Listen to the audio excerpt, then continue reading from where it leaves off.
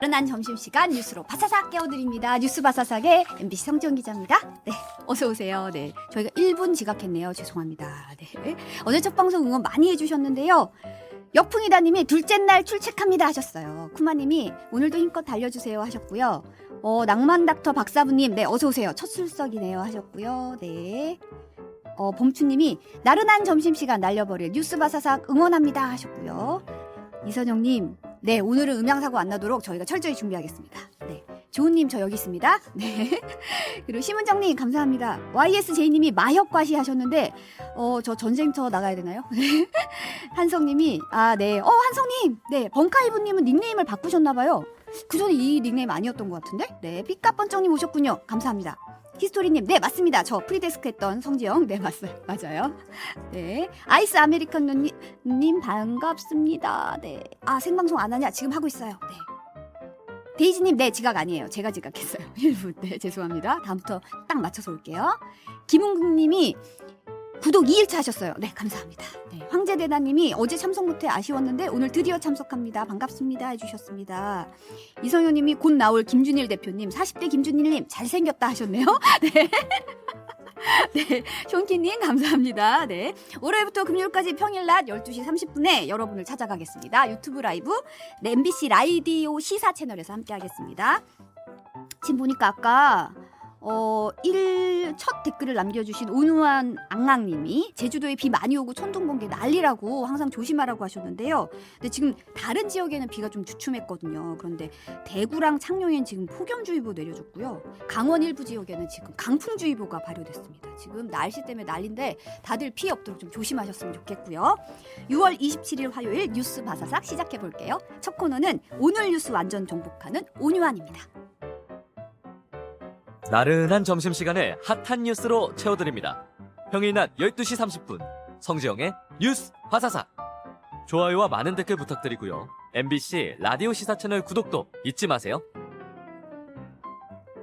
네, 김준일 대표 나왔습니다. 40대 잘생긴 김준일 예, 나오셨습니다. 안녕하세요. 네. 예, 어떤 분인지 몰라도 꼭 커피 한 잔 드리고 싶네요. 예. 여기 영꽃님이 바사삭 화이팅 하셨고요. 이장희님은 볼 게 없었는데 너무 좋아요 하셨어요. 네. 젖은 낙엽처럼 그대에게 찰싹님이 뱀이가 물면 많이 아파 한 번만 해달라는데 제가 이게 무슨 밈인지 몰라가지고 네. 네, 지금 시작하겠습니다. 그러면 앞으로 잘 부탁드립니다. 예, 잘 부탁드립니다. 네, 오늘은 네. 일단 이거 안 달아볼 수 없겠죠. 전국을 전 국민을 다 들썩들썩하게 만들었던 거잖아요. 이 킬러 문항. 암살자도 아니고 킬러 문항 하면 외국에서는 한국 무슨 수능에는 무슨 암살자가 있는 줄 알 것 같아요. 초고난도 문제잖아요. 초고난도 문제를 얘기를 하는데 이제 어제 교육부가 이제 사교육 경감 대책 지난 26일에 발표를 하고 예고를 했어요. 이주호 장관이 이거 킬러 문항 공개되면 깜짝 놀랄 거다. 그렇죠. 이게 킬러다 이렇게 제시할 거다 했잖아요. 그래서 이제 지난 3년간의 킬러 문항하고 지난 6월에 모의고사에 이제 킬러 문항이라고 불리우는 것들을 이제 공개를 했는데 요 내용들을 보면은 나름 전문가들이 합의를 거쳐가지고 킬러 문항이다라고 이제 내용을 발표를 한 거예요. 네. 그래서 특히 이제 6월 모의고사 같은 경우에는 국어에서 2개, 영어에서 2개, 수학에서 3개, 그리고 네. 과학탐구, 생명과학에서 이제 하나 이렇게 들어갔습니다. 일단 제가 한번 봤어요, 다 이거를. 네. 한 문제도 못 풀겠더라고요. 그런데 이게 저는 학력고사 세대거든요. 그렇죠. 예. 제가 안 그래도 여쭤보려고 그랬어요. 수능 안 보시지 않았나요? 네, 그러니까요. 학력고사 세대가 이거를 푸는 게 이상한 겁니다. 그러니까 이거를 조선일보가 전문을 다 공개를 하면서 막 기사를 공개를 하니까 그 댓글이 막 올라와요. 이런 거를 수험생들이 어떻게 푸냐. 그러니까 여기 40대, 50대, 60대가 풀라고 만든 문제가 아니라 수험생들이 풀라고 만든 문제니까 이거를 접근하는 방식이 교육 전문가들이 이걸 어떻게 보느냐, 그리고 수험생 당사자들이 이걸 어떻게 보느냐, 이게 관점이 돼야 되는데 지금 너도 막 배나라 감나라 이렇게 어려운 거 어떻게 푸냐, 일단 이런 식으로 접근을 하는 게 좀 잘못됐다. 이거를 먼저 좀 말씀을 좀 드리겠습니다. 네. 그래서 지금 얘기가 나온 게 가장 네. 문제가 된 거는 지금 모의고사에서 얼마나 그럼 이게 어려웠느냐, 이게 지금 얘기가 가장 많이 나오고 있어요.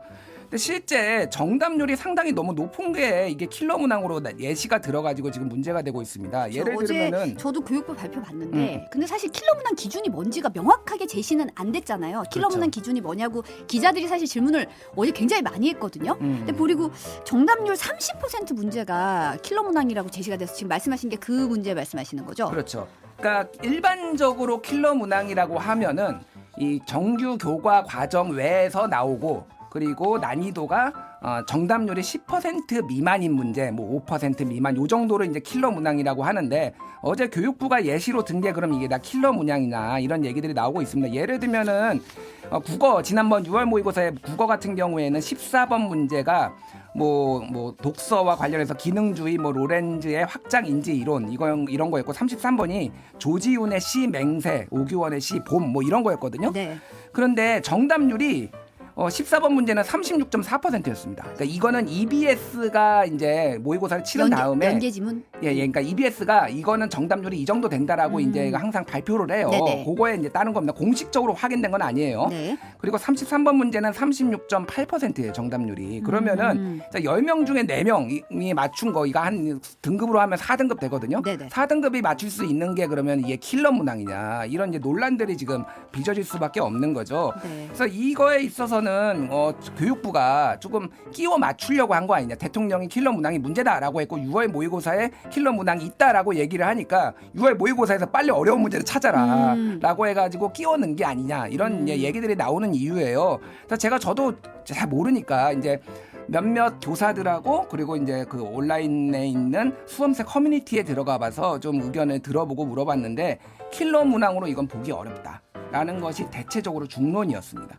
사실은 이제 작년 수능도 그렇고 국어 문제가 하도 말이 많이 나오니까 좀 초고난도 문제를 좀 줄였다는 평가가 많았거든요. 예. 사실 오늘 성적표가 나오잖아요. 그렇죠. 사실 오늘 학생들의 성적표가 성적표가 나오죠. 오늘 나오는데 학생들 입장에서는 이제 뭐 어려운 문제 안 나오면 좋겠지라고 얘기를 하지만 사실 어려운 문제가 나오는 게 다 이유가 있는 거고 그렇죠. 이렇게 되면 사실 사람들 다 걱정하는 게 이 수능에서 변별력이 제대로 확보가 될까? 약간 이런 의구심도 가지고 있고 된다고는 하지만 그걸 믿어도 될까? 저는 사실은 제가 수능 1세대거든요. 예. 제가 그 비운의 수능 2번 본 세대예요. 여름에 한 번, 겨울에 한 번 수능 2번 본 이 진짜 그때도 난이도 조절이 사실 실패해서 수능이 8월에 한 번, 11월에 한 번. 8월에 한 번, 11월에 한 번 예, 보고 2차 시험 때 난이도가 너무 어려워서 난이도 조절에 실패하면서 그냥 원래 했던 대로 한 번만 봐 이렇게 해가지고 그냥 없어졌어요. 그게. 그렇죠. 예. 딱 첫 회 시행해보고. 그때 8월 달에는 아직 나는 준비가 안 됐어 해서 안 본 사람들이 다 피봤다는 전설의 그렇죠. 재수생들 특히 학력고사 세대가 예. 준비가 안 됐으니까 11월 때 2차 때 봐야지 했다가 이제 뭐 첫 번째 국어 문제 보고 이렇게 가방을 던지고 나갔다. 뭐 그런 얘기가 있었죠. 그분은 삼수하셨겠네요. 안타깝게. 그분은 이제 뭐 어떻게 됐는지 모르겠습니다. 근데 이제 그때도 나왔던 얘기가 이 난이도 조절이라는 게 쉽지가 않거든요. 왜냐하면 이 수험생 상대로 난도 조절한다는 게 그러다 보니까 지금 나오는 얘기가 대학이 문제를 어렵게 내지 않겠냐. 그래서 지금 대치중에서는 뭐 논술 준비해야 된다. 거기 뭐 좀 대기 탔다 이런 얘기가 좀 나오고 있는데 어제 보니까 킬러 논술도 안 된다라고 했더라고요. 그러니까요. 이제 킬러 내신도 안 된다. 킬러 논술도 안 된다. 어저께 교육부가 다 발표를 했는데 일단은 대학별 입시에서 논술과 구술에서 킬러 문항인지 아닌지를 교육부가 다 평가를 하겠다라는 거예요. 그래서 일단 킬러 논술을 출제한 대학에 대해서는 재발 방지 계획서를 제출해라. 이렇게 그러니까 한마디로 경고를 하는 거죠. 그리고 또 다시 한번 킬러 논술을 내면은 10% 정원을 감축하겠다. 와.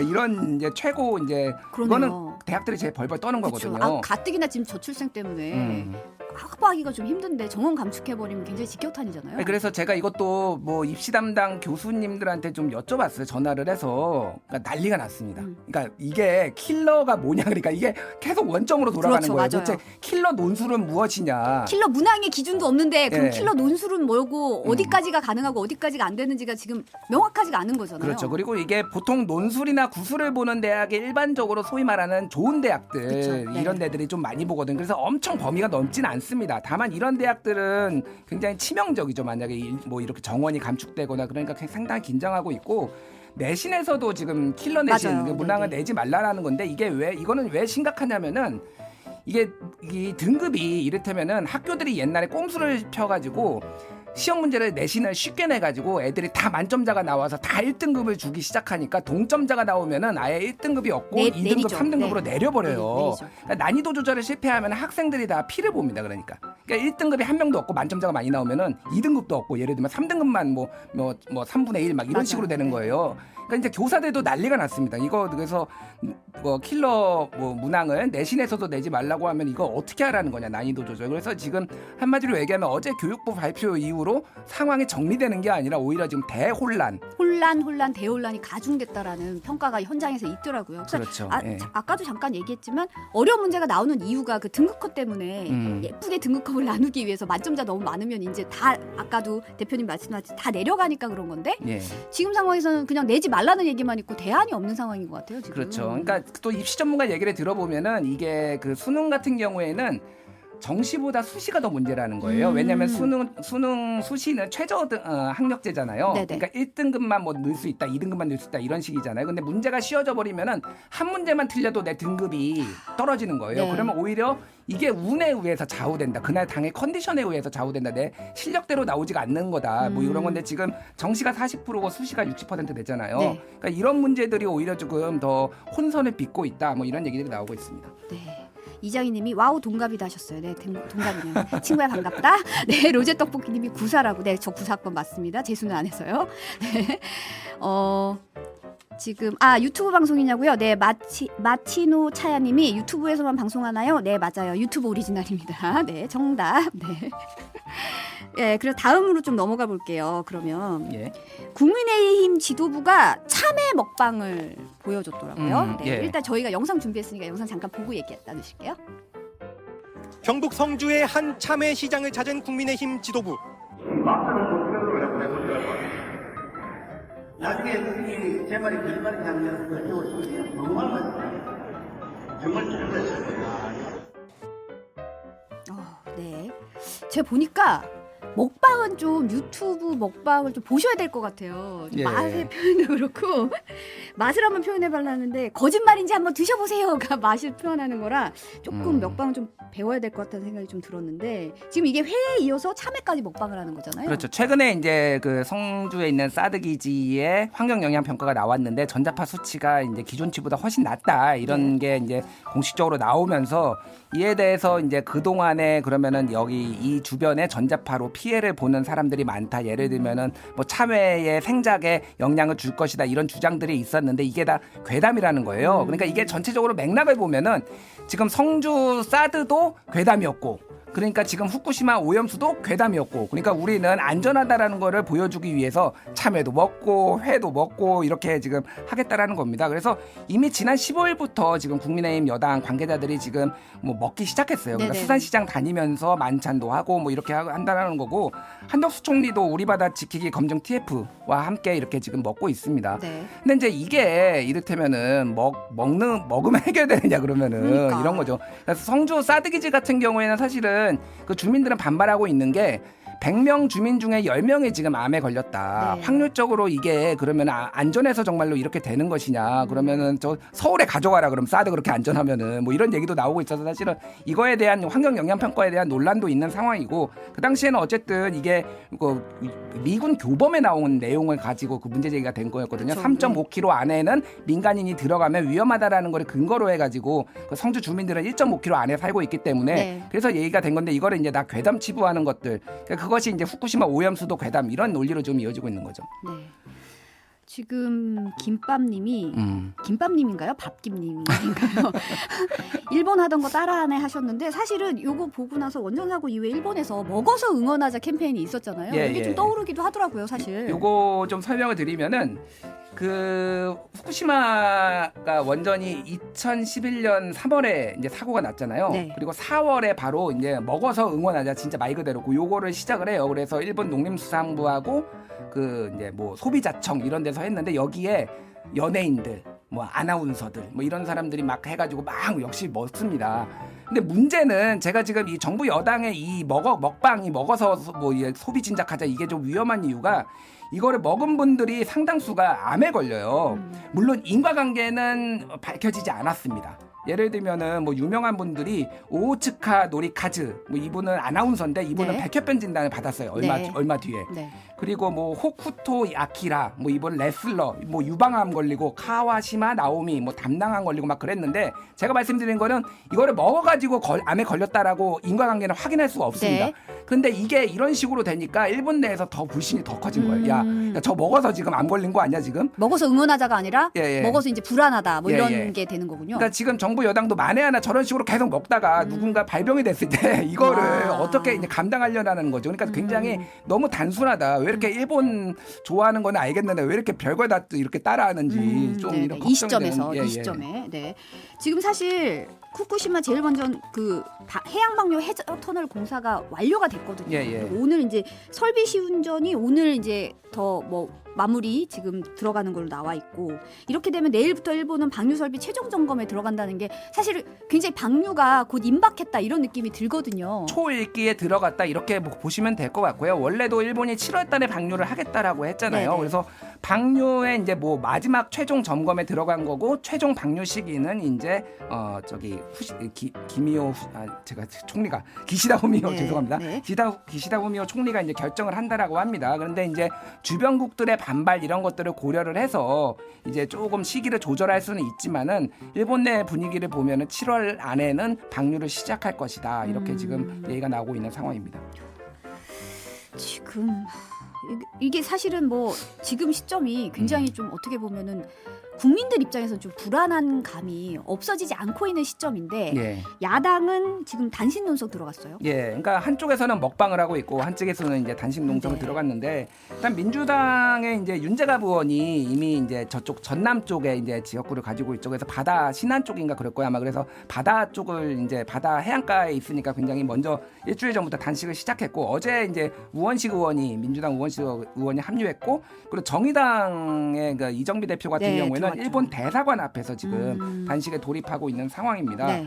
그래서 지금 좀 개인적으로 갑갑해요. 그러니까 한쪽에서는 먹방을 찍고 있고 한쪽에서는 단식을 하고 있는데 이건 사실 조금 더 생산적으로 뭔가 네. 일본 정부에 뭔가를 요구를 해가지고 협상을 해야 되는데 물론 정부가 이제 미동도 안 하고 있기 때문이지만은 이게 맞는 방식인지 지금 뭐 여야가 다 이게 조금 좀 불안하다 그리고 좀 비판적으로 좀 봐야 될 것 같습니다. 예. 우리 정부가 국민의 불안을 좀 누그러뜨리기 위한 뭔가의 행동이 필요할 텐데 사실은 그거의 일환으로 일일 브리핑을 하잖아요. 예, 예. 근데 어제 브리핑 내용을 보니까 일본의 오염수 방류가 가장 현실적인 대안이라고 한국 정부가 일일 브리핑에서 말을 했고 이 내용이 방류 결정 자체를 되돌려서 국제 원자력 기구 등의 다른 방식을 제안하는 것은 신의 성실 원칙에 맞지 않는 태도라고 말을 했어요. 그러니까 이게 어느 나라 정부인지 저는 진짜 좀 주어가 궁금한데. 저는 의심스럽더라고요.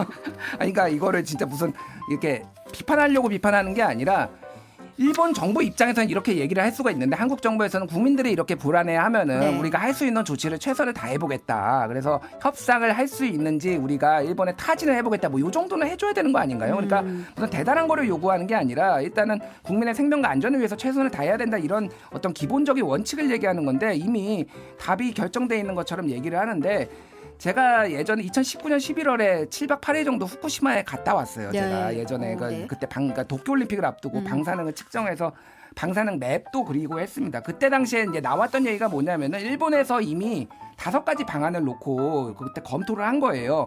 해양 방출, 수증기 방출, 수소 방출, 지하매설, 지층 주입. 이게 5가지를 놨는데 해양 방출이 가장 돈이 덜 들어요. 싸죠. 싸요. 네, 저렴하죠. 예, 예. 네. 그러니까 이거를 결정을 한 과정이 있습니다. 그래서 일본에서도 실질적으로 이런 것들을 다 검토를 해서 나온 건데 이거를 우리나라 정부가 왜 일본에서 합리적으로 검토를 했으니 답이 없다 이런 식으로 얘기를 하는 거는 정말 좀 굉장히 무책임하다 이렇게 얘기를 안 할 수가 없을 것 같습니다. 일본 정부가 비용을 고려해서 현실적이라고 얘기하면서 이제 합리적이라는 판단을 했는데 그거를 비용이 저렴한 방식으로 결정한 걸 가지고 그냥 받아들인다는 게 좀 이해가 안 되기도 하고 지금 보니까 오전에 속보가 하나 들어왔는데 일본이 한국을 화이트리스트를 4년 만에 복원하겠다. 예. 수출 규제 모두 해제한다. 이런 소식이 들어왔어요. 예, 이거는 뭐 예고된 상황이었고 우리가 먼저 화이트리스트에 이제 뭐 완전히 복귀를 시키고 일본에서는 그동안 한국이 하는 걸 지켜보겠다라고 하다가 이제 최근에 좀 유화적인 한국의 이제 제스처들을 보면서 이제 한 것 같은데 네. 글쎄요, 뭐 이게 수출 규제 이거를 위해서 그러면은 방사능 핵 오염수를 용인한다라는 건지 그게 뭐 연관되는지는 모르겠습니다만 전체적으로 좀 많이 좀 답답하다라는 이런 생각이 듭니다. 네, 다임 소식은 윤석열 대통령이 이번 주 부처 장차관 인사 단행할 것 같더라고요. 예, 지금 뭐 통일부 장관 같은 경우에는 김영호 성신여대 정치외교학과 교수가 사실상 내정됐다. 네. 뭐 이런 얘기들이 나오고 있는데 뭐 그리고 산업통상자원부 같은 경우에는 박문규 국무조정실장 네. 뭐 나오고 있습니다. 박문규 국무조정실장은 이제 기재부 출신 관료고요. 네. 그래서 전체적으로 보면은 지금 장관보다는 차관들을 지금 다 인사를 하는 요런 분위기입니다. 그래서 이 분위기가 10여 개 부처에 지금 차관들을 다 교체를 한다라는 거거든요. 상당히 폭이 크네요. 차관 교체 폭이. 예. 그러니까 요게 지금 전체적으로 보면 두 가지인 것 같아요. 하나는 공직 기강 바로잡기. 그러니까 윤석열 정부의 어떤 국정 운영 철학에 대해서 좀 동의하는 사람들을 적극적으로 기용을 한다라는 거고, 또 하나는 대통령실에 있는 사람들이 상당수가 차관으로 갈 가능성이 높다라는 거예요. 대통령실에서. 지금. 예, 그러니까 각 지근거리에서 대통령의 국정 철학을 가장 잘 이해한 사람들을 보내겠다. 한마디로 좀 관료들을 잡겠다라는 건데, 제가 공무원분들 몇 분을 좀 이렇게 최근에 만나서 얘기를 들어보면은 아무도 일을 안 한대요. 최근에. 그러니까 왜냐면은 불확실성이 너무 커지면은 공무원들은 뭔가를 일을 버렸다가 안 불똥이 움직이죠. 튀잖아요. 네네. 불똥이 튀어버리거든요. 그러니까 명확하게 소위 말해서 용산에서 오더가 내려오기 전까지는 일을 안 하려는 기류가 있고, 이거를 또 안다라는 거예요, 용산에서. 그러니까 조금 더 군기를 잡게 이렇게 하는 건데, 글쎄요, 지금 뭐 모의고사 잘못 냈다고 지금 평가원 정도 날아가는 마당에 뭐를 적극적으로 할 수가 있을지 좀 굉장히 의문입니다. 그리고 지금, 어떻게 보면은 장관으로 내려보내기보다 차관으로 인사를 한다는 것 자체도 이제 장관은 인사청문회 대상이니까 그렇죠. 약간 그런 부담감들이 좀 있잖아요. 요새는 인사청문회 올라가면 다 털리니까 예. 차관 인사를 좀 더 개편에 많이 내보내는 것도 좀 의미가 있을 것 같아요. 그렇죠. 예전에도 이제 박근혜 대통령이 그런 식으로 장관 교체보다는 야당의 공세가 거셀 때 차관을 많이 교체를 해서 이런 식으로 차관 정치를 한 적이 있는데, 말씀하셨다시피 지금 만약에 청문회를 열 경우에는 주도권이 야당한테 넘어간다 이런 게 있고, 또 하나는 적절한 인물이 없다라는 얘기도 있어요, 사실은. 그러니까 청문회를 통과할 만큼 깨끗한 인물이 별로 많지가 않다. 아니면은 하겠다는 사람은 있는데 성에 안 찬다. 뭐 이런 현실적인 고려가 있어서 아마 전체적으로 보면은 총선 출마하는 사람들 몇몇을 빼놓고는 현 기조대로 조금 장관은 그대로 가지 않을까 그렇게 보여집니다. 경향신문 오늘 단독 보도 잠깐 볼까요? 이제 방송통신위원장으로 뭐 곧 임명이 임박했다 뭐 이런 얘기가 나오고 있는 이동관 특보가 과거 MB 정부 때 어떻게 일을 했는지 뭐 굉장히 구체적인 내용이 나왔어요. 예. 그러니까 이제 국정원이 예전에 이제 사찰 문건 같은 걸, 언론계 사찰 문건 같은 걸 만들었는 거기에 참조에 이제, 네. 이제 홍보수석실 뭐 이렇게 적혀 있었잖아요. 네. 근데 이게 그러니까 이동관 당시 홍보수석이 사실상 이거를 국정원을 통해서 이런 거를 오더를 내려서 이제 한 것 아니냐 이런 얘기들이 이미 진작에 나왔고, 뉴스타파가 작년인가요? 그 정보공개 청구를 통해서 이제 받아놓은 문건들을 봐도 이제 어느 정도 내용이 확인이 됐는데, 경향신문이 추가적으로 이제 확인을 한 겁니다. 네네. 그래서 여기 국정원이 이제 이 문건을 작성을 했는데 청와대 지시에 따라 이제 KBS의 직원들을 분류를 했다라는 거예요. 간부들을. 좌편향, 1번 좌편향, 2번 무능무소신, 3번 비리 연루. 그래서 문건에서 좌편향 간부는 반드시 퇴출, 좌파 세력의 재기 음모 분쇄 뭐 이런 것들까지 적어놔서, 네. 한마디로 얘기하면은 이런 거를 그 방송 장악을 시도했고 실제 실행을 했던 이동관이 적절하냐 이제 이런 얘기들이 나오고 있는데, 제가 오늘 뭐 한 여권 관계자의 얘기 들어보니까 이래서 더 임명할 거라고. 아 이래서요? 예. 그러니까 이게 지금 이동관을 임명하는 목적이 방송 장악 뭐 이런 걸 하려고 하는 확실하게 건데, 잡으려고 그러는데 알고 보니까 진짜 일을 잘했네. 이러면서 지금 그 진짜 임명해야 되겠다 이런 어떤 결기가 뭐 이런 분위기가 있다라고 합니다. 그래서 여기 MBC를 비롯해서 참 많이 고생이 많으시겠다 앞으로. 네, 열심히 응원하겠습니다. 저는. 오늘은 여기까지 듣겠습니다. 오늘 감사합니다. 네, 감사합니다. 여러분은 지금 점심시간 디저트 같은 방송 성지영의 뉴스 바사삭과 함께하고 계십니다. 좋아요와 많은 댓글 부탁드리고요. MBC 라디오 시사 채널 구독도 잊지 마세요.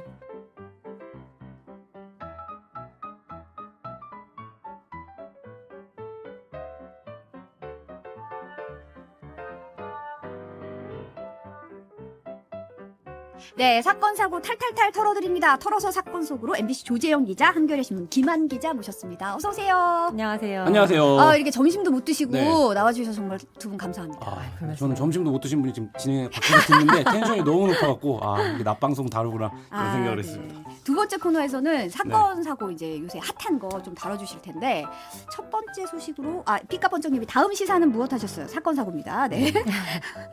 네, 그래서 첫 번째 소식은 조재현 기자가 정유정 사건 네. 지금 진짜 한국이 네. 너무 다이내믹한 게 벌써 한 달이 됐더라고요. 그러니까요. 이게 웬일이야.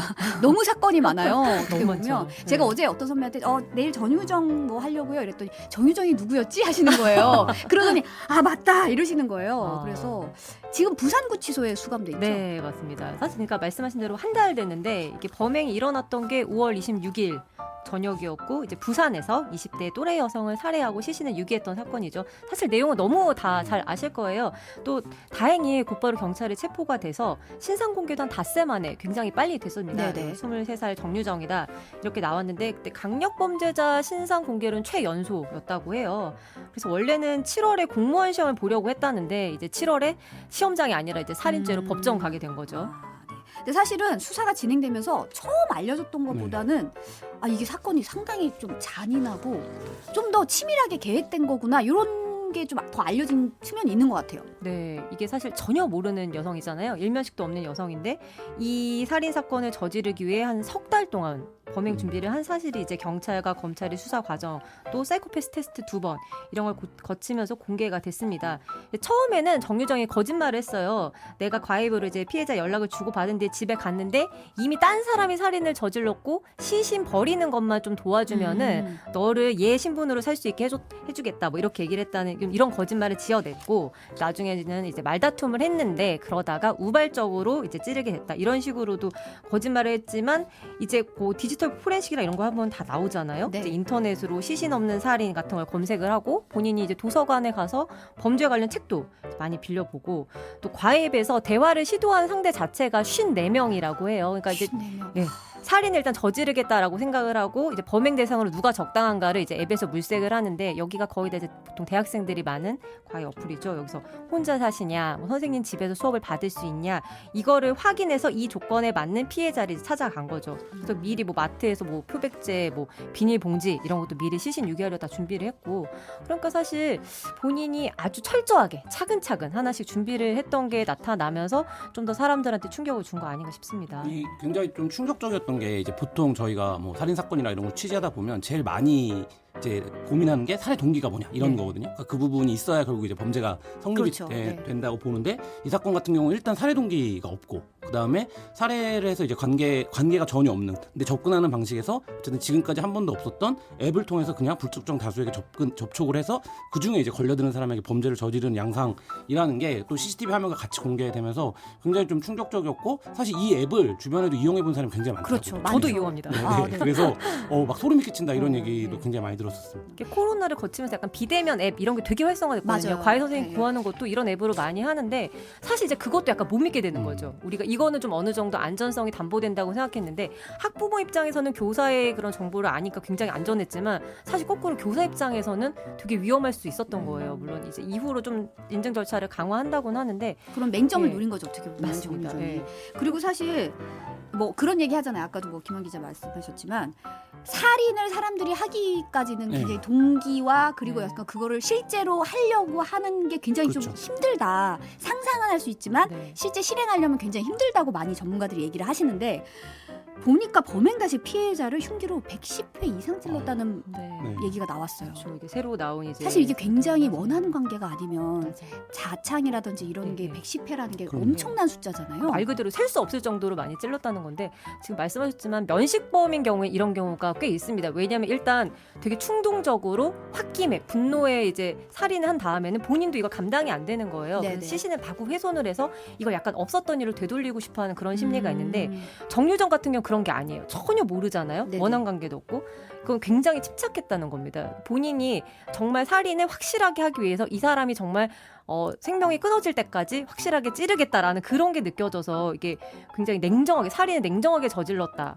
이게 원래 되게 굉장히 뜨거운 범죄고 막 그 분노를 못 이겨는 범죄인데 좀 양상이 다른 것 같고요. 또 지문 감식을 피하려고 관련 신체 부위를 훼손하고 막 이런 것도 많이 생각을 한 거죠. 미리 좀 범행 서적을 찾아보면서.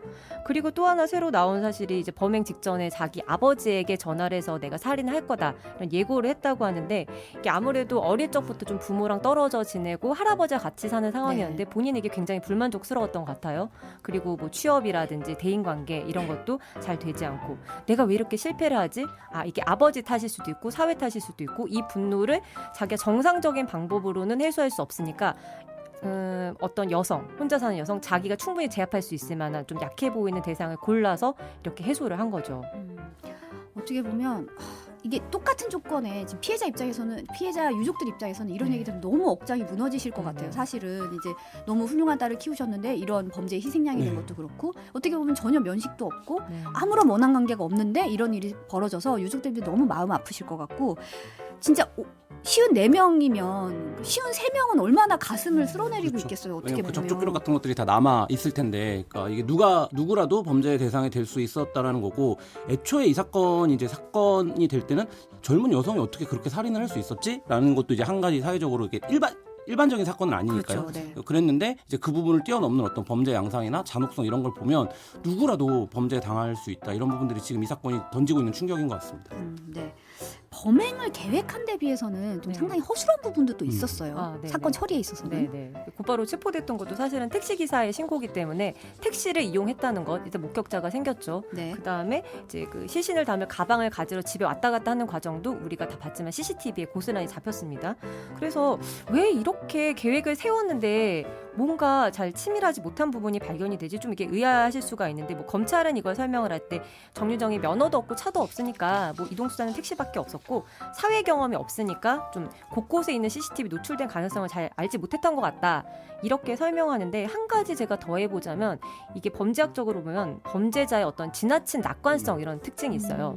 범죄자들은 사고방식이 사실 일반인들하고 좀 다릅니다. 굉장히 패턴화되고 범죄 친화적인, 그러니까 반사회적인 사고방식이 있는데 우리가 눈이 그냥 마주치면 일반인들은 그냥 눈이 마주쳤네라고 생각하는 걸 범죄자들은 그 순간에 눈이 마주쳤네? 쟤 나 무시하는구나 라고 하면서 행동으로 가는 그런 패턴화된 사고방식이 많이 나타나거든요. 실제로 교도소에 수감된 범죄자들한테 물어봐도 너는 왜 잡혔냐 물어보면 분명히 본인이 잡힐 만한 어떤 그런 그 범죄 과정에서 하자가 있었는데 나는 되게 잘했는데 그냥 운이 안 좋았어 이렇게 생각을 해요. 심지어 CCTV가 있어도 저거는 고장났거나 제대로 작동을 안 하거나 녹화가 안 되겠지 이런 생각도 범행을 하면서 한다고 합니다. 이 사람들의 사고방식 자체가 범죄를 사실 우리가 저지르지 않는 게 굉장히 합리적인 선택이거든요. 왜냐하면 이걸로 얻는 이득보다 그 다음에 이게 적발이 됐을 때 이제 얻게 되는 손해나 이런 교도소에 수감되는 걸 생각하면은 범죄를 하지 않는 게 합리적인 선택인데 범죄자들은 이런 합리적인 사고방식을 잘 못해요. 인지가 왜곡이 돼 있고 네. 그 자신의 패턴화된 사고방식 잘 못 벗어납니다. 그래서 이거를 사실 교도소에서도 어떤 교육이나 이런 걸 통해서 재사회화 시킬 때 많이 좀 고려를 해서 하죠. 안 그래도 예. 프로파일러 배상원 프로파일러 얘기 들어보면 네네. 이해가 안 되는 범죄 행동의 방식을 다른 범죄자한테 물어보면 네. 그게 실마리가 풀리는 경우가 있다 하더라고요. 네네. 왜냐면 일반인들의 그렇죠. 합리적인 사고로는 네. 이해가 안 되는데 물어보면 아 그건 이랬을 거야 하면 딱 무릎을 치게 되는 순간이 있다고 네. 말씀을 하시더라고요.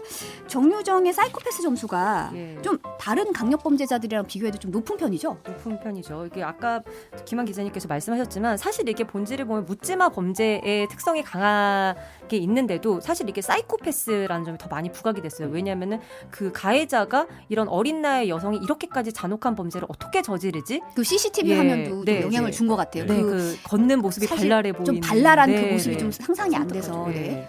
그래서 실제로 사이코패스 테스트를 해봤더니 이제 경찰 단계에서는 28점대가 나왔고 검찰 단계에서는 26.3점이 나왔습니다. 네. 이게 PCLR이라는 그 진단 검사가 있는데 40점 만점에 우리나라는 이제 25점 이상이면 사이코패스다라고 판단을 해요. 이게 국내에서 만든 건가요? 이게 원래는 캐나다의 로버트 헤어라는 박사가 만들었고 해외에서는 40점 만점에 30점을 더 많이 씁니다. 아. 그런데 우리 잘 알고 계신 경기대 이수정 교수님과 그 동국대에 지금 계신 조은경 교수님의 두 분이 한국형 사이코패스 테스트를 조금 변형을 해서 만들었어요. 네. 이 기준으로는 40점 만점에 25점 이상이면 사이코패스다라고 이제 결론을 내는 걸로 네. 이제 한국형 그 PCR이 하나가 있고요. 이걸로 좀 거의 활용을 해서 하고 있죠. 네. 그래서 그 과거 좀 우리가 생각하는 연쇄살인범들 생각해보면 강호순이 27점 받았다고 하기 때문에 처음에 28점 나왔다고 하니까 정유정이 강호순보다 높다 막 이래서 좀 떠들썩했었거든요. 네. 이게 이은혜가 31점이고 부산 돌려차기 사건이 범인이 27점, 또 뭐 유영철이 38점이고 예전에 유명했던 보험살인의 이제 엄여인이라고 가족을 살해하고 실명시키고 실명하고, 불질러서 네. 보험금 받았던 그 엄여인이 사실상 만점에 가깝다고 이렇게 판단이 되는데 근데 이 점수가 사실은 이 순위대로 쫙 놓고 야 이 순위대로 흉악해라고 할 수는 없어요. 왜냐하면은 많이 하시지만 MBTI나 심리 테스트 같은 거는 본인이 다 체크를 해서 이게 딱 정량적인 데이터가 나와서 점수가 나오잖아요. 네. 근데 이 PCLR은 본인이 하는 게 아닙니다. 이제 본인은 질문에 대답을 해요. 그럼 분석관들이 각각의 이제 20개 항목이 있는데 여기 관련해서 뭐 과도한 거짓말을 하는지, 죄책감이 없는지 이런 부분을 굉장히 다양한 뭐 생활 기록부나 뭐 전과 기록이나 이런 거 플러스 본인의 이야기, 주변 사람의 진술 이거를 다 합쳐서 주관적으로 점수를 매기기 때문에 사실 이게 약간의 점수 차이는 큰 의미가 없어요. 사실 그러니까 25점 이상이냐 아니냐 이거를 주요하게 봐야 하고 또 이제 정유정 같은 경우는 사실 전과 그러니까 나이가 워낙 어리기 때문에 전과가 있거나 뭐 여러 번의 혼인을 했다 이런 것도 항목에 들어가는데 이런 부분에서는 점수가 높을 수가 없거든요. 그러니까 사실 지금 단계에서는 점수가 이 정도가 나올 수밖에 없고 만약에 또 더 지나고 만약 해봤다면은 또 달라졌을 수 있겠죠. 또 누가 하느냐에 따라서도 약간 근데 이런 건 다를 수 있는 것 있고. 같아요. 그러니까 어떤 사건을 규정하는 데 있어서 예를 들면 아까도 말씀하셨듯이 이게 합리적으로는 도저히 사회적 윤리 측면에서는 받아들일 수 없는 일이기 때문에 이거를 빨리 규정하고 싶어 하거든요. 네네. 예, 그러니까 그런 측면에서 이제 이 사이코패스라는 개념이 많이 쓰이는데 이게 사실 이제 법리적으로는 큰 의미가 있는 건 아니에요. 그러니까 예를 들면 뭐 그거에 영향을 미치는 건 아닌데 우리 이 사건에서 초반에 좀 약간 이 존재가 도저히 규명이 안 되니까 왜 네네. 이런 행위를 하고 왜 이런 건지 이거 해서 사실 이제 조금 뭐라 그럴까요? 그러니까 미디어가 선정적인 측면에서 이런 사이코패스라든지 뭐 아니면 뭐 자폐라든지 이런 부분들을 좀 끌어온 측면들이 있는데 사실 그것보다는 아까 말씀하신 것처럼 이 범죄가 가능한 어떤 프로세스 그 다음에 이런 범죄가 앞으로 또 재발되지 않는 거에 좀 초점을 맞추는 관점도 필요한 것 같습니다. 여름이다님이 사이코패스는 유전이죠. 안정적인 가정에서 태어났으면 저렇게 안 됐을까요? 라고 질문을 주셨어요. 어렸을 때는 누구나 약간 네네네. 반사회적이다가 점점 철드는 거 아닌가라고 네. 말씀하셨는데 사실은 이제 사춘기 때 사실은 막 호르몬이 막 질풍노도하면 삐뚤어질 테다 막 이렇게 되잖아요. 네. 그러다 이제 점점 정신 차리고 이제 돌아오고 심지어 이제 고등학생들한테 물어보면 중이 때는 미쳤었죠. 뭐 이런 얘기 하더라고요. 근데 이제 그런 수준은 아니잖아요, 사실. 네네. 그 되게 좋은 질문이신 게 그 부분에 대해서 학자들도 사실 되게 논란이 많았거든요. 근데 지금 어느 정도 다수설로 자리를 잡은 건 일단 유전적인 요인은 분명히 있습니다. 선천적으로 타고난 기질이 있어요. 이렇게 해서 확률적으로 보면 전체 인구의 1% 정도는 이런 성향을 타고난다고 해요. 그리고 요즘은 워낙 우리가 사이코패스 이런 얘기를 직장 상사들한테도 많이 쓰잖아요. 저 사람 사이코패스 같아. 사페. 공감을 못하는 네. 소패, 막 사패. 마구 나를 막 혹사시켜서 일하고 자기는 승승장구하는데 나한테 하나 나를 미안함이 갈아 없는. 넣어서 네, 본인은 나의 잘 나가고. 거를 갈아 넣어서. 그래서 사실 이 사이코패스 성향이란 거는 자연적으로 한 1% 정도 갖고 태어날 수 있는데 말씀하신 것처럼 후천적인 요인, 사회적 요인이 결합을 하는 거죠. 뭔가 불우한 환경 그리고 자기가 또 지금 얘기한 어떤 직장 상사 같은 경우는 사회적으로 자기가 이렇게 사람을 조종하거나 이용하는 거를 쓸 수 있게 어느 정도 이렇게 성공을 하잖아요. 그럼 그렇게 사회적인 친사회적인 방식으로 해소를 하는데 본인 욕구를 이런 정유정 같은 뭔가 사회적으로 자기 지위가 굉장히 낮고 이거를 다른 사람을 풀 수가 없고 이러면은 결국엔 극단적으로 범죄로 가는 거예요. 그러니까 우리가 사이코패스인가를 판단하는 게 왜 중요하냐면은 하나는 재범 가능성을 보는 건데 이런 사람들은 사실 교화가 안 된다고 보는 게 정설입니다. 왜냐하면 기본적으로 고통이나 죄책감, 뭐 남에 대해서 이해하고 공감하는 게 없기 때문에 그런 범죄가 나쁘다라고 아무리 알려줘도 그게 교화가 안 돼요. 그러니까 재범 가능성이 굉장히 높을 수밖에 없고 교육이 좀 예, 예. 힘들다. 교육이 힘듭니다. 또 하나는 이제 후천적으로 이런 요인이 있다면 도대체 어떤 요인이 이 사람이 이렇게까지 극단으로 시답게 만들었는가. 우리가 선천적인 거 어쩔 수 없다 하더라도 사회적 요인 중에 그럼 어떤 걸 변화시켜서 이런 사이코패스들의 출현을 좀 막을 수 있을 것인가라는 이것도 건 중요한 것 면이네요. 같아요. 네, 예, 예. 네. 네, 그리고 이제 다음 소식 좀 볼까요? 이번에도 사실 바사삭인데 바사삭이 아니라 좀 이렇게 충격적인 사건이에요. 네, 네. 수원에서 발생한 영아 살해 친모가 구속됐죠? 네, 그렇습니다. 수원에서 출산한 영아를 살해한 뒤에 집 냉장고에 보관했던 30대 참모가 구속이 됐는데요. 네. 그러니까 이 영아들은 이제 출생 신고가 되지 않은 아이들입니다. 그러니까 병원에서 태어난 기록은 있는데 출생 신고가 되지 않은 아이들이죠. 네. 2018년 11월에 이제 넷째 딸을 출산을 했고 2019년 11월에는 다섯째 아들을 병원에서 출산을 했는데 이들을 이제 자기 아파트 냉장고에서 주검으로 주검으로 이제 보관해온 혐의입니다. 네. 그러니까 지금 경찰은 이게 가능한 일이냐, 이것도 역시 사회적 통념상 집 냉장고에 그리고 연달아서 넷째와 다섯째를 그렇게 하는 게 가능한 것이냐. 근데 이제 초기 조사 단계에서는 남편은 몰랐다라고 이제 진술을 했는데 지금 이제 보니까 넷째 딸을 출산하고 태어날 때 퇴원 서류에 남편의 서명이 이제 기재된 게 발견이 된 거예요. 그러니까 이 부분을 두고 남편도 이 범죄에 가담했는가 이 부분을 좀 집중 조사하고 있는 중이고요. 이게 처음이 아닙니다. 그러니까 네. 기억하실지 모르겠는데 2014년과 16년에 두 차례에 걸쳐서 자신이 출산한 이제 영아를 냉동고에 이제 유기했던 사건이 부산에서 있었고 네. 이때도 굉장히 큰 사회적 충격이 있어서 이 부분에 대한 대책 마련이 필요하다 이런 지적이 있었는데 지금 이제 불과 몇 년이 지나지 않았는데 같은 상황이 좀 사건이 반복된 상황입니다. 네. 물을 좀 드시는 게 좋을 것 같아요. 네네. 물을 좀 드시고. 네. 일단 김 기자님은 팬이 많네요. 민주희님이 좋아요 하셨고, 아유. 여기 오면 김한을 볼 수 있다 하셨고, 막 임금님기의 캔디님이 김한 기자님 타이거즈 포에버 하셨습니다. 네. 저 기아 타이거즈 팬입니다. 아, 네. 지금 팬들이 많이. 소수의 팬이 있는데 어디선가 암약하고 계십니다. 아, 네. 그리고 이번 사건이 사실은 더 네. 걱정스러운 게 이게 출산 기록이 있는데 출생신고 없는 요 네. 구간이 있는 거잖아요. 그렇죠. 근데 이게 지금 2,000명 정도가 있는데 1% 표본 조사했는데 사건이 이렇게 많이 나온 거잖아요. 그렇습니다. 사실 이게 굉장히 숫자 자체가 굉장히 두려운 좀 무섭더라고요. 숫자예요. 무서운 네. 숫자예요. 그러니까 지금 말씀하신 대로 2,000명 정도가 이렇게 출산 기록은 있는데 신고가 안 돼 있는데 이 중에 1%면 몇 명입니까? 그러니까 이 표본만 조사를 했는데도 지금 현재 9건을 수사를 하고 있는 거거든요. 그러니까 이 부분에서 지금 총 수사 의뢰가 들어온 사건은 15건이고 네. 이 가운데 이제 11건이 지금 현재도 수사가 이제 진행이 되고 있는 뭐 이런 상황이어서 그리고 이게 지금 경기 남부경찰청 중심으로 이제 수사가 진행이 되고 있는데 사실 이게 이제 전국적으로 확대될 경우에 지금 우리 사회가 감당할 수 있는 숫자일까 이런 부분에서는 굉장히 좀 공포감마저 듭니다. 네. 이게 사실 부모가 자기 친부모가 영아를 살해하는 거잖아요. 네, 그렇죠. 이렇게 되면 일반적인 살인죄랑은 좀 다르게 적용되죠. 그렇죠. 그러니까 살인죄가 아니라 형법 251조에 규정된 영아살해죄 적용을 받아요. 이게 뭐냐면 직계존속이 이제 이런 자기 가족을 분만 중 또는 분만 직후의 네. 시점이 중요합니다. 살해했을 때 10년 이하의 징역에 처하거든요.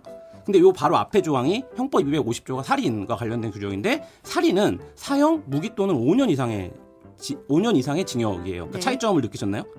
그러니까 존속살해 살인은 사형, 무기 또는 7년 이상의 징역이거든요. 네. 그러니까 영아 살해가 훨씬 낮은 거예요. 그러네요. 형량이 훨씬 예, 양형이 낮아요. 양형이 낮은 거예요. 그리고 또 한 가지 문제는 이게 이제 집행유예를 선고할 수가 있기 때문에 실제로 지난 2년 동안 영아 살해 혐의로 재판을 받은 이들의 절반 정도가 집행유예를 선고를 받는. 왜냐하면 사정 참작을 사실 해주는 거죠. 그러니까 대부분의 경우 초범일 가능성이 높을 거고 경제적으로나 여러 가지 이제 어려움이나 문제점들이 호소가 될 거고 또 정신적인 부분에 문제가 있을 수도 있고 뭐 이런 것들을 해서 양형이 너무 낮다, 그 감경이 너무 잦다, 뭐 이런 이제 비판이 되고 있는데 문제는 이 조항이 언제 만들어졌는지 아십니까?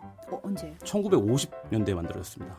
그러니까 그때 만들어지고 그럼 한국전쟁 직후죠. 직후잖아요. 네. 한 번도 개정이 이루어지지 않은 거예요. 헌법 근데 개정이. 생각을 해보시면 50년대는 전쟁통이고 굉장히 경제적인 공군과 여성의 지위가 낮았기 때문에 이 부분에 대해서 사회적으로 지금과는 전혀 다른 이제 말하자면 질서나 감각을 갖고 있었고 그 사이에 굉장히 많은 것들이 달라졌는데 이 법조항은 지금 그대로 적용하고 있는 뭐 이런 상황입니다. 근데 사실 한국전쟁 직후에는 의료적인 환경이나 그렇죠. 이런 것들 사회적 여건이 좀 갖춰지지 않았고 사실 지금 같은 경우는 뭐 원치 않는 임신 뭐 피임이라는 것도 있고 네. 원치 않는 임신의 경우 뭐 임신 중지의 네, 그렇죠. 의료적인 행위도 네. 있고 여러 가지가 있는데 아이를 낳아서 출산을 해서 아이를 살인을 하는 거잖아요. 그렇죠. 이게 실제 판례도 또 들여다 보셨잖아요. 네, 그래서 저 한겨레 신문이 대법원 판결에서 그 대법원 판결이 난 사건을 이제 10건을 확인을 했는데 네. 가해자가 모두 징역 3년 이하를 선고를 받았고 그 가운데 5명은 앞서 말씀드린 것처럼 집행유예를 받았어요. 그러니까 이게 우리가 이제 소위 하는 말 중에 이제 법감정이라는 말 있잖아요. 네네. 그러니까 이 실제 양형을 주는 것과 이 법의 기준과 사람들의 감정이 이렇게 다를 수 있다. 이 사건을 둘러싸. 그러니까 예를 들면 우리가 지금 막 엄청난 공포와 분노를 느끼는데 실제 이 사건에 대한 처벌은 모두가 징역 3년 이하고 심지어 절반은 집행유예를 받고 있다. 뭐 이런 상황이고요. 네. 근데 집행유예를 준 이유가 뭐냐? 뭐 이런 거예요. 그러니까 가족들에게 이걸 알릴 수가 없어서 내가 10대라 너무 두려워서 혼날까봐 이 아이를 죽였다라고 했는데 이거를 가명사유로 봐주는 겁니다. 그리고 또 한 가지는 뭐 친아빠가 아이를 낳자마자 살해하고 주검을 이제 야산에 버렸는데 이 건은 이제 실형이 그 선고가 됐는데 이 부분에 대해서도 그러니까 이런 정도가 돼야 그러니까 말하자면 실형이 선고가 되고 그렇지 않고 뭔가 양형에 있어서 가명사유가 존재하면 집행유예가 나오는 이런 상황이 지금 최근 판례에서도 이어지고 있습니다. 그러니까 이거를 MBC 법조팀에서도 이제 5년치 17건을 봤는데 이제 이것도 보도가 됐지만 거기서 좀 더 넓혀봐도 마찬가지로 절반 이상이 이제 집행유예였거든요. 저는 더 무서웠던 거는 여기서 병원 출산의 경우는 한 명도 없었던 거예요. 그러니까 우리가 지금 앞에 그 2,000명조차도 출산 기록이 병원에는 있는데 출생 신고가 안 돼 이걸 본 거잖아요. 네. 그런데 아무도 몰래 뭐 예를 들어 그렇죠. 뭐 화장실에 야산에서 혼자 나와서 어떻게 했다 이런 거는 사실 이 통계조차 잡히지가 않는 거고 또 저는 이 영아 살해라는 조항이 아까 말씀하셨지만 너무 낡은 같은 형법의 틀에 네. 갇혀 있는데 이게 존속 살해는 더 가중하잖아요. 일반 살인보다. 이게 굉장히 그 옛날에 그 가부장제의 산물인데 부모는 굉장히 공경해야 되고 자식은 약간 부모가 좀 그 생사 여하를 좀 결정할 수 있을 것 같은 그런 일가족 그 동반해서 같이 이제 이제 자식을 뭐 살해 후 자살한 경우 경제적인 이런 상황이나 여건 때문에 그런 것들도 이제 그러니까 발생을 하는 게 지금 말씀하신 게 맞아요. 그러니까 저희 형법상의 조항들에서 감형을 해주는 경우들이 보면 부모가 자식을 어떻게 했을 경우에는 저희가 민법상에서 애들을 그러니까 말하자면 형법상에서 애들을 때리는 거를 금지한 지도 사실 얼마 안 됐거든요. 네. 그러니까 과거에는 그렇지 않았단 말이죠. 당연히 훈육 과정에서 네네. 부모가 애들을 때릴 수 있다고 생각했는데 이제 그런 지금 말씀하신 우리 법안에 있는 어떤 가부장적인 어떤 관념들 이런 것들이 70년간 이어져 오면서 사실 이런 엄청난 이제 사회적 공백이 발생하게 됐고 말씀하신 대로 저는 최근에 요 비싼 사건에서 충격적이었던 게 중고거래 앱에 이제 뭐 애 그쵸. 올라왔던 네, 사건들이 네, 있었어요. 그러면 저희가 상식적으로 생각해 보면 저 아이는 출생 신고가 된 건가? 어떻게 된 거지? 어떻게 저거를 팔 수 있다는 생각을 했지? 라고 했는데 지금 말씀하신 것처럼 그 병원 밖에서 출생된 아이들은 지금 기록조차 없다라는 점 이런 점들이 지금 이 사건에서 시급하게 좀 법제가 개정될 필요가 있어 보입니다. 네. 어떻게 보면 근데 사실 저도 예전에 미혼모 시설 취재 가고 이러면 어린아이들 같은 경우는 본인이 임신했는지를 5개월 때 아는 경우도 있어요. 왜냐하면 뭐 아직 어리기도 하고 임신에 대해서 생각도 못했다가 나중에 알게 되면 그때 가면 뭐 어떤 방법이 없는 거예요. 출산을 해야 되고. 근데 그 친구 같은 경우는 그래도 그 시설에 들어와서 아이를 낳겠다고 생각을 한 거고 사실 그런 손길도 못 미치는 경우도 있잖아요. 분명히 지금 그렇게 보호받지 못하는 임신이나 출산이 있기 때문에 그걸 또 보호해야 되는 법적인 지금 노력도 있잖아요. 그러니까 지금 현재 이제 우리나라는 출생 보호 통보제만 있어요. 그러니까 출생을 병원이 하면 그 사실을 이제 통보하는 거죠. 기관에 지자체나 이제 기관에. 근데 이제 이게 아니라 보호 출산제의 도입이 필요하다. 이게 뭐냐면 이거는 이제 그 방향을 바꾸는 겁니다. 네. 그러니까 산모가 자기는 본인을 익명으로 하고 아이를 출산을 하면 이거를 기관이나 이제 지자체나 뭐 이제 위탁받는 기관에서 키워주는 제도를 도입해야 된다. 뭐 이런 건데 이게 말하자면 또 굉장히 긴 철학과 역사가 다투지는 문제인데 어떤 문제냐면 반대하는 쪽들의 입장은 이겁니다. 그러면 아이를 낳고 이 아이에 대한 책임을 너무 빨리 유기할 수 있다. 그러니까 그런 사회적 풍토를 조장할 수 있다. 이런 우려를 해요. 근데 실제로 이렇게 강력 사건으로 이어지는 경우들 그리고 우리가 전혀 사회적인 어떤 지원이나 이런 거 통계도 안 나오는 이런 출산이 있기 때문에 사실 이제 이 부분에 대한 논의를 국회가 지금 이런 사건이 나서 너무 깜짝 놀라서 지금 시작을 하고 있는 상황입니다. 네, 데이지님이 출산율 높이는 것보다 더 급한 법 개정이 급선무네요 네. 하셨습니다. 네, 오늘 여기까지 듣겠습니다. 두 분 감사합니다. 네, 감사합니다. 감사합니다. 네,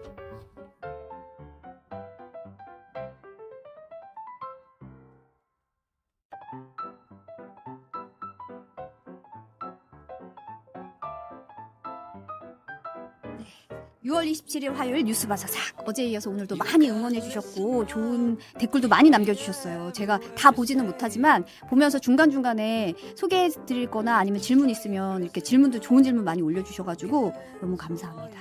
네. 매일 만나면 더 좋고요. 또 자주 만났으면 좋겠습니다. 뉴스 바사삭 점심시간에 또 찾아뵙겠습니다. 내일 뵐게요. 감사합니다. And I won't ever judge nothing you do. You got a prisoner. My heart is forever yours. Now my world keeps turning for you. And the stars keep burning for you. Baby, I'm your prisoner. Caught within your eyes. Baby, I'm your prisoner, captive of your smile.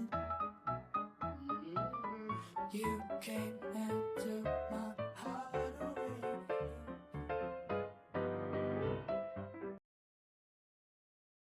푸바께서 막 셔츠에 마이크를 대고 있을 때 멀지 않은 곳에서 깊고 독한 폭발음이 울렸습니다. 짧은 건물을 서둘러 지나갔다. 근처에서 먼지와 오물이 내 얼굴에 닿았습니다. 본능적으로 카메라를 꽉 끌어안고 바위바닥에 무겁게 넘어졌습니다. 정신을 차렸을 때 나는 야전 병원에 있었다. 손의 상처가 치료되었습니다. 누군가 나에게 전화를 주었다. 나는 줄의 끝부분을 잡았다. 반대편은 매우 조용했습니다. 나는 당신의 이름을 트로옹 투킴이라고 부를 것입니다. 목소리가 너무 낮았는데 좀 나아졌나요? 발표 다음 날 나는 집으로 돌아갔다. 내가 집을 수 있어요. 그게 당신이 준비한 것입니다. 그 직후 트로옹 투킴과 나는 처음으로 논쟁을 벌였습니다. 나는 살지 죽을지 알 수 없는 그의 분노에 직면하며 말했습니다. 나는 그녀가 나를 힘들게 하고 있다는 것을 알고 있습니다. 그녀는 그것이 얼마나 어려운지 나에게 알려주기를 원하지만 루이는 내가 패배를 인정하기를 원하지만 나는 그렇지 않습니다. 여기까지 오셨다면 절대 망설이지 않으실 겁니다. NG. 트로옹 투킴은 약간 무기력합니다. 감정에 따라 행동하지 말고 내 말을 들어보세요. 하이하이. 나는 한동안 침묵을 지켰다가 진지하게 말했다. 당신은 나에게 거짓말을 했어요. 사실 처음에는 내 엄마가 볼 수 있도록 배를 깨운 게 사실이었어. 그런데 이곳에 와보니 그 폐허 속에서도 여전히 생존을 위해 애쓰는 사람들을 발견했습니다. 나는 돌아가야 해요. 이곳에는 전쟁뿐 아니라 희망을 기다리는 사람들도 있다는 사실을 세상에 알려야 한다. 그해 학교 뉴스 수업에서 가짜 교수는 아주 부드럽게 말했지만 말 한마디 한마디가 돌처럼 무거웠다. 나는 대중이 여전히 언론의 힘을 믿었으면 좋겠다. 그러므로 우리는 여기 앉아있는 아이들이 자신의 발로 땅을 측정하고 정부의 눈을 찌르고 국민의 목소리가 되도록 의지해야 합니다. 나는 내 이상과 사명에 대해 잘 알지 못했습니다. 오히려 트로옹 투 킴에어